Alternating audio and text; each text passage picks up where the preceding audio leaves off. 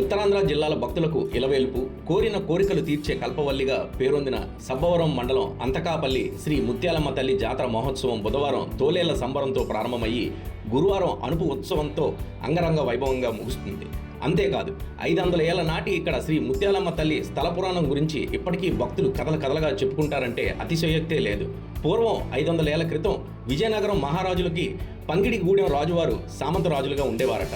ఆ సమయంలో కప్పం వసూలు చేసేందుకు ఆ ప్రాంతానికి వచ్చిన పంగిడిగూడెం రాజావారు అంతకాపల్లిలో ముత్యాలమ్మ అనే బ్రాహ్మణ కన్యను ప్రేమించి పెళ్లి చేసుకున్నాడని చెబుతారు.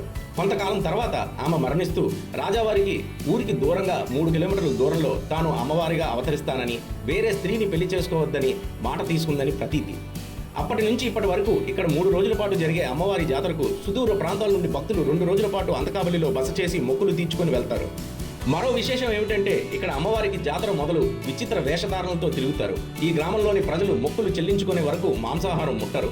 రాత్రి వేళ జరిగే అమ్మవారి పూలరథం ఊరేగింపులో మహిళా భక్తులు ఘటాలు మోసి మొక్కులు చెల్లిస్తారు. పౌరాణిక నాటకాల ప్రదర్శన ఇప్పటికీ సాంప్రదాయం. గురువారం అనుపు మహోత్సవం 3 కిలోమీటర్ల దూరంలో ఆలయానికి భక్తులు పాదయాత్రగా ఊరేగింపు నిర్వహించి దర్శనం చేసుకునేందుకు పోటీ పడి క్యూ కడతారు.